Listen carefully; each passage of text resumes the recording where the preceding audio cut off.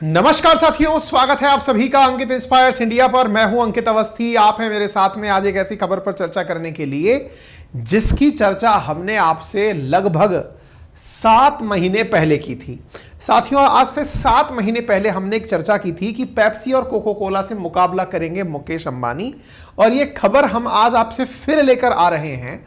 क्यों लेकर आ रहे हैं, क्या ऐसा अपडेट हुआ है इस 7 महीने के भीतर जो हमने आपसे पहले साझा किया था, वैसी ही खबर फिर से निकल कर आ रही है। ऐसा क्या है? आपको याद होगा, आज से 7 महीने पहले सितंबर में एक खबर चली थी कि Reliance to bring back Campa Cola of 70s, Ambani buys the old brand from Pure group.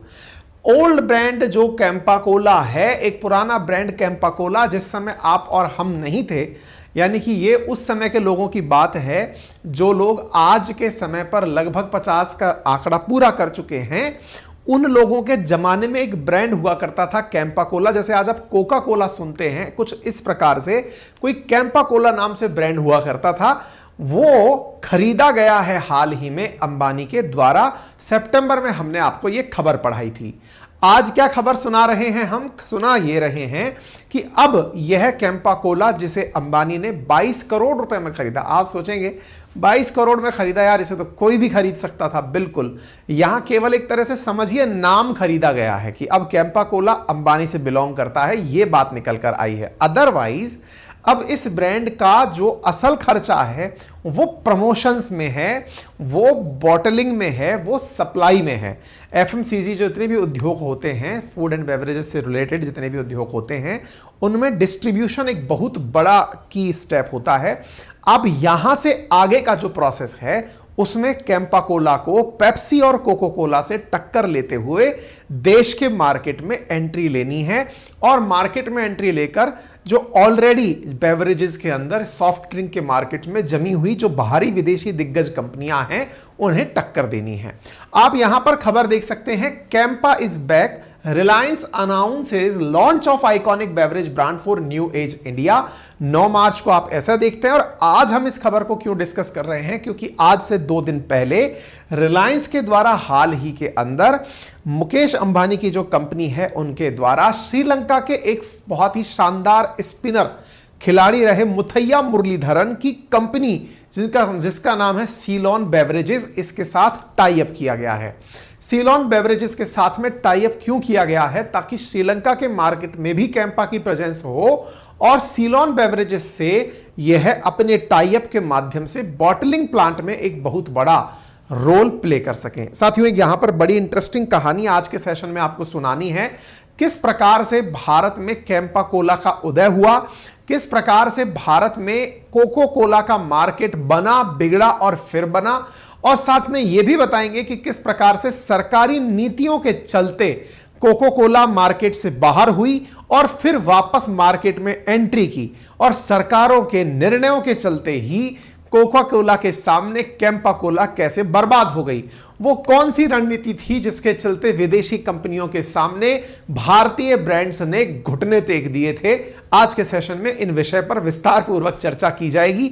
लेकिन उससे पहले जब बात हो रही हो मुकेश अंबानी की, तो इनके बारे में अगर आपको सुनना है, इनके बारे में इनकी जानकारी प्राप्त करनी है कि कैसे आज मुकेश अंबानी रिलायंस को, धीरू भाई अंबानी के रिलायंस को नई ऊंचाइयों पर ले गए हैं, तो आपके सामने एक शख्सियत के रूप में मैंने एक ऑडियो बुक रिकमेंड की है मुकेश अंबानी पर, जो उपलब्ध है कोको एफएम पर, जिसका लिंक उपलब्ध है कमेंट बॉक्स में। यहां पर आप लोगों को 2023 की बेस्ट ऑडियो बुक्स उपलब्ध हैं, जिन्हें आप केवल सुन ही नहीं सकते बल्कि उनके नोट्स भी बना सकते हैं, प्रॉपर तरीके से उन्हें मल्टीपल फैसिलिटीज के साथ यूज कर सकते हैं। इंटरेस्टिंग बात मैं आपको यहां बताना चाहूंगा, विशेष रूप से विद्यार्थी वर्ग के लिए, कि कुकू एफएम पर अब यूपीएससी से संबंधित, हिस्ट्री से संबंधित, इंडियन पॉलिटी से संबंधित और तो और करंट अफेयर से भी संबंधित 300 से अधिक ऑडियो बुक्स उपलब्ध हैं।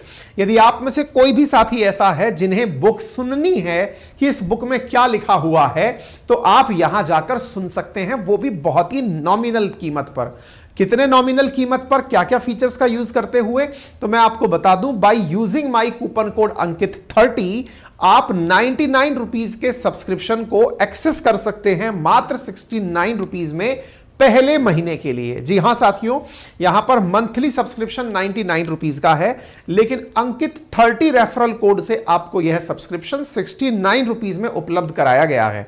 विशेष रूप से वो साथी हमारे जिन्हें बहुत ही भारी भरकम ऑडियो बुक्स पढ़ने को या फिर बुक्स पढ़ने में जिन्हें दिक्कत आती है, वहां पर एक बेहतरीन स्पोकन के द्वारा, एक व्यक्ति के द्वारा, ऑडिटर के द्वारा आप उसे सुन सकते हैं। और इतना ही नहीं, पूरे महीने भर के लिए लगभग 10,000 से अधिक ऑडियो बुक्स को आप एक्सेस कर सकते हैं, वो भी विभिन्न भाषाओं में। ठीक है, तो अभी जाइए और वहां पर इसे एक्सेस करिए। तो चलिए मैं अब आपको बताता हूं किस प्रकार से कैंपा कोला पर मुकेश अंबानी का प्लान बना है, कैसे उन्हें मुथैया मुरलीधरन को साथ में लिया है और क्या वो प्लानिंग फिलहाल कर रहे हैं। जैसे मैंने आपसे कहा, सिलोन बेवरेज इंटरनेशनल के साथ में ये कुछ बड़ा प्लान कर रहे हैं, तो इसके पीछे का बड़ा कारण क्या है? मुथैया मुरलीधरन की अपनी एक कंपनी श्रीलंका में चलती है, सिलोन बेवरेजेस, जो कि श्रीलंका की सबसे बड़ी बेवरेज कंपनी में से एक है। श्रीलंका के अंदर यह एग्जिस्ट करती है और यह कंपनी अपनी एक विशेष क्षमता के कारण जानी जाती है। और वो क्षमता क्या है? यह कंपनी 300 मिलियन बोतल्स एक साल के अंदर प्लांट के अंदर डाल सकती है। मतलब क्या है? इसका मतलब यह है कि 300 मिलियन बोतल्स को बोटलिंग प्लांट के अंदर पैक करके यह सेल आउट कर सकती है, यानी कि यहां से प्रोड्यूस कर सकती है। सेल करना तो अलग पार्ट है। तो अब यहां पर यह जो जानकारी आपको मिल रही है 300 मिलियन वाली, अब इस 300 मिलियन वाली जानकारी को आप समझे रिलायंस के लिए यह कितनी बड़ी जानकारी है, वो मैं आपको बताऊं। लेकिन उससे पहले आप एक बार मार्केट को समझ लीजिए। मार्केट के साथ साथ यह भी समझ लीजिए कि भारत का जो कोल्ड ड्रिंक मार्केट है यह कितना बड़ा है। साथियों, डिस्ट्रीब्यूशन की अगर हम बात करें सॉफ्ट ड्रिंक के अंदर, तो 2019 से 2024 में जो सबसे बड़ा मार्केट है, मार्केट के अंदर जो ड्रिंक्स पी जा रही हैं सॉफ्ट ड्रिंक्स में, नॉन अल्कोहलिक बेवरेजेस में, उसमें कोको कोला का जो स्प्राइट आता है वो 20% के साथ नंबर 1 पर है। इसी प्रकार से जो थम्स अप आता है, जो कभी पार्ले ग्रुप का हुआ करता था, वर्तमान में वो कोको कोला का है, वो 16% के साथ नंबर 2 पर है। इसी प्रकार से माउंटेन ड्यू पेप्सिको का ब्रांड है, 13% के साथ तीसरे नंबर पर है। बाकी जो अन्य ब्रांड्स हैं जैसे फेंटा, मिरिंडा या फिर पेप्सी, कोको कोला, ये सब अन्य रिलेटिवली कम मार्केट पकड़ने वाले ब्रांड्स हैं। ठीक है, इस मार्केट के अंदर अगर वैल्यू कैलकुलेट की जाए तो ये कितने रुपए का मार्केट है, तो यह मार्केट है लगभग 1.5 ट्रिलियन रुपीज का। जी हां साथियों, 1.5 ट्रिलियन रुपीज का यह मार्केट है नॉन अल्कोहलिक बेवरेजेस का। और इस मार्केट में इंडिया का कंजप्शन दुनिया के तुलना में किस स्तर पर है, यह भी आप फैक्चुअली जान लीजिए। 2018 में भारत का पर कैपिटा प्रति व्यक्ति जो सेल था कोल्ड ड्रिंक्स का, वो 21.36 लीटर था, जो कि तुलनात्मक रूप से दुनिया के काफी कम था। यानी मार्केट की कंपनीज इसे एक पॉजिटिव साइन के रूप में देखती हैं कि मार्केट बहुत बड़ा है। उदाहरण के लिए आप अंदाजा इस बात से लगाएं कि फिलीपींस के अंदर प्रति व्यक्ति जो सेल्स है वो 111 लीटर, यानी फिलीपींस के रहने वाले व्यक्ति 111 लीटर कोल्ड ड्रिंक एक साल के अंदर पी जाते हैं। वहीं पर वियतनाम के अंदर प्रति व्यक्ति 70 लीटर कोल्ड ड्रिंक प्रति वर्ष पीता है। बात की जाए भारत की, तो भारत में बेवरेज मार्केट प्रति व्यक्ति 8.89 बिलियन डॉलर का, सॉरी 8.89 डॉलर का खर्चा करता है। वहीं अमेरिका में प्रत्येक व्यक्ति कोल्ड ड्रिंक पर लगभग $1030 खर्च करता है। आप इससे अंदाजा लगा सकते हैं कि मार्केट में अभी कितना पोटेंशियल बाकी है। इसके साथ साथ चाइना में $67 जो है प्रति व्यक्ति कोल्ड ड्रिंक के ऊपर खर्च करता है। हालांकि सरकार के द्वारा कोल्ड ड्रिंक्स में मिली हुई शुगर्स के ऊपर बैन करने के चलते इन्हें बहुत हाई टैक्स रेट पर रखा जाता है। इन पर लगने वाले जो टैक्सेशन हैं वो बढ़िया लेवल के हैं। जैसे कि भारत में जो बेवरेजेस हैं वो 12 से 18% टैक्स में या फिर 28% टैक्स के अंदर आते हैं। इसके साथ भी मार्केट में इतना बड़ा मार्केट अवेलेबल है। ठीक है ना। अच्छा, मार्केट की अगर हम बात करें तो अब हम आगे बढ़ते हैं कि यह कंपनी जो भारतीय है, जो फिलहाल अंबानी की हो चुकी है, इसने श्रीलंका के साथ डील क्यों की? तो इसका आंसर है मुथैया मुरलीधरन की कंपनी से डील करने का, कि कंपनी को अब प्रति घंटे 48,000 जो कैन आती हैं कोल्ड ड्रिंक की, वो पैदा होकर मिलेंगी, यानी प्रोड्यूस होकर के मिलेंगी, जिसकी वजह से बड़ी मात्रा में, अब आप पूछेंगे इतना ज्यादा फोकस इस बात पे क्यों किया जा रहा है? क्योंकि जब पहले कैंपा कोला बर्बाद हुई थी, उसके पीछे बड़ा कारण यही था कि कैंपा कोला और पार्ले की थम्स अप के पास बॉटलिंग प्लांट्स नहीं थे। बॉटलिंग प्लांट्स कोको कोला ने परचेज कर लिए थे। इस वजह से मार्केट के अंदर इन कंपनीज को बोतल पैक करने वाले नहीं मिले। फिलहाल श्रीलंका में जाकर के अंबानी ने जो टेक ओवर या एक तरह से मुथैया मुरलीधरन के साथ जो पार्टनरशिप की है, उसकी वजह से फायदा यह होगा कि 48,000 बोतल्स प्रतिदिन प्रति घंटे के हिसाब से प्रोड्यूस हो सकेंगी, जिसकी वजह से कोको कोला और पेप्सी को मार्केट में प्रेजेंस के आधार पर टक्कर दी जा सकेगी। अब थोड़ा सा इस कहानी का इतिहास जान लीजिए, क्या है आइए आपको मैं बताता हूं। साथियों, कैंपा कोला की शुरुआत के बारे में जान लीजिए। 1949 के अंदर कैंपा कोला इंडियन मार्केट में एंट्री करने से पूर्व कोको कोला हुआ करती थी, या यूं कहिए कि भारत में 1949 में कोको कोला नाम का एक ब्रांड हुआ करता था। पहली चीज तो आप यह समझकर चलिएगा, विदेशी ब्रांड जो कोको कोला था वो 1970 के दशक तक बहुत लोकप्रिय कोल्ड ड्रिंक भारत में बन चुका था। 1975 में जाकर इमरजेंसी होती है, देश के अंदर इमरजेंसी लगाई जाती है, देश में सरकार का परिवर्तन होता है, जनता पार्टी की सरकार आती है, और इस बीच में सूचना प्रसारण मंत्रालय की जो कमान है वो जॉर्ज फर्नांडिस के पास आ जाती है। जॉर्ज फर्नांडिस बाद में देश के रक्षा मंत्री भी बने थे, उनके पास आ जाती है, ठीक है ना। अच्छा, इसके साथ साथ बाद में उन्हें उद्योग मंत्रालय का प्रभार भी दिया जाता है। उनकी नीतियों की वजह से विदेशी ब्रांड कोको कोला को देश छोड़कर जाना पड़ता है। ऐसी स्थिति के अंदर जब विदेशी ब्रांड को छोड़कर यहां से जाना पड़ता है,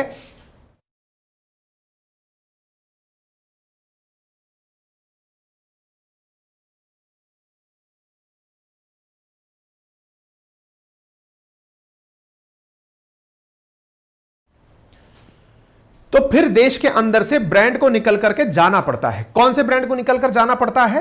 तो कोको कोला ब्रांड को देश से निकलकर जाना पड़ता है। क्यों जाना पड़ता है? क्योंकि असल में कार्यभार के संभालते ही जॉर्ज फर्नांडिस ने सभी विदेशी कंपनियों को नोटिस थमा दिया। क्या नोटिस थमा दिया? कि आपको हमारे कुछ नियमों की पालना करनी होगी। कौन से नियमों की पालना करनी होगी? कौन से नियमों की पालना करनी होगी? कौन से नियमों को इनको टिका दिया गया, वो मैं अगर आपको बताऊं तो असल मायने के अंदर कंपनियों को एक संशोधन एक्ट दिया गया था, जिसका नाम था FERA संशोधन। FERA संशोधन का पालन करना अनिवार्य बना दिया। 1973 के अंदर कंपनियों के लिए एक FERA संशोधन एक्ट बनाया गया, जिसमें यह कहा था कि कोको कोला को भारत की किसी कंपनी के साथ टाई अप करना पड़ेगा, और भारत की कंपनी से टाई अप करने का अर्थ था कि कोको कोला को अपनी सीक्रेट रेसिपी भारत की किसी कंपनी से साझा करनी होगी। कोको कोला ने अपने अंदर इस प्रकार का एक वचन लिया कि हम अपना जो सीक्रेट तरीका है यह नहीं बताएंगे, भले ही भारत का मार्केट छोड़कर चले जाएं। साथियों, उस दौरान इंडिया में जो कोको कोला है, उस कोको कोला का जो डिस्ट्रीब्यूशन था वो इंडिया के अंदर एक प्योर नामक कंपनी थी, उसी के पास था। प्योर मुंबई की एक कंपनी थी जो कि डिस्ट्रीब्यूशन संभालती थी, यानी देश भर के अंदर कोको कोला को डिस्ट्रीब्यूट करती थी। और ऐसे स्थिति में कोको कोला ने कहा कि हम देश छोड़कर जाएंगे लेकिन सीक्रेट नहीं बताएंगे। अब यहां पर ब्लेसिंग इन डिस्गाइज यानी कि आपदा में अवसर था। किसके लिए? प्योर ग्रुप के लिए। प्योर ग्रुप ने क्या किया? इनके सीक्रेट ना बताने के कारण ये तो चले गए, प्योर ग्रुप ने अपना एक नया ब्रांड निकाल दिया, कोको कोला से मिलते जुलते कैंपा कोला।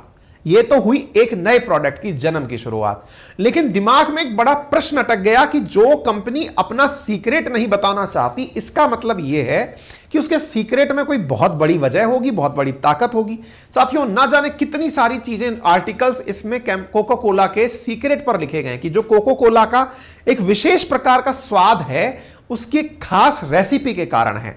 उस पर कईयों बार कई प्रकार के अटैक हो चुके हैं कि कोई सीक्रेट को बताए, लेकिन कभी भी इन्होंने नहीं बताया।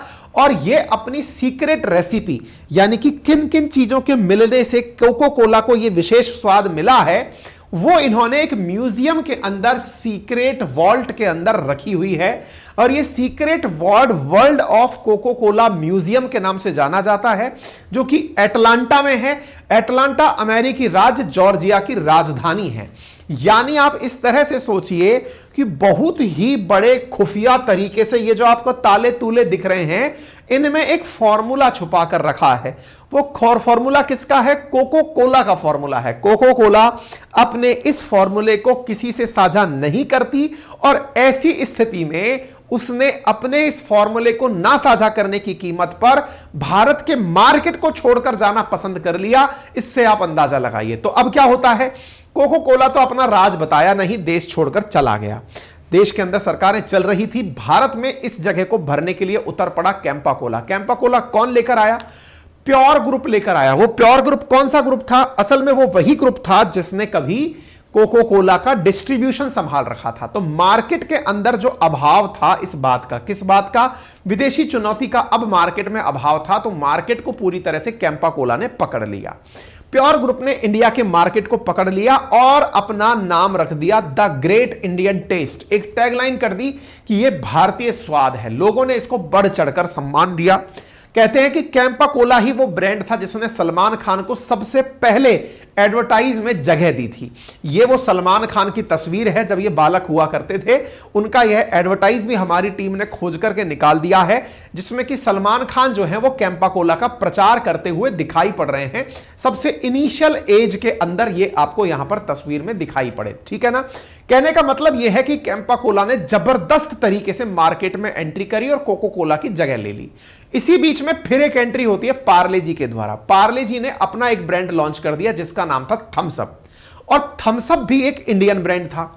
आज हम थम्स अप कोको कोला के पास में समझते हैं, वो कोको कोला के पास ये समझते क्या है, लेकिन उस समय थम्स अप पार्ले जी का ब्रांड था। इंडिया में कोई विदेशी ब्रांड था नहीं। तो थम्स अप ने भी जबरदस्त मार्केट पकड़ा और इसने बड़े बड़े सेलिब्रिटीज को अपने साथ जोड़ लिया। जहां कैंपा कोला के साथ थम्स अप का मुकाबला था तो थम्स अप ने अपनी कम कीमत में नहीं, कीमत वही रखी और बोतल का साइज बड़ा कर दिया।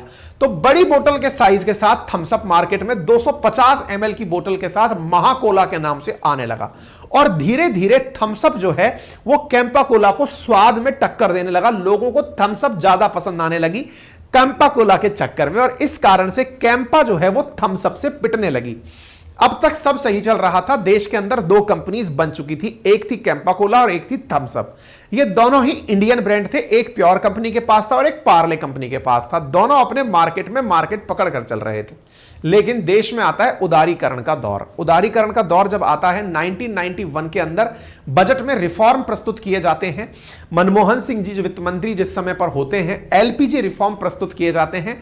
पीवी नरसिम्हा, ये जो लिबरलाइजेशन, प्राइवेटाइजेशन और ग्लोबलाइजेशन के नाम से मनमोहन सिंह जी वित्त मंत्री के द्वारा ये सजेशन पर एलपीजी रिफॉर्म किए जाते हैं। देश में विदेशी कंपनियां आना शुरू होती हैं और आप सुर्खी देखते हैं 1992 की।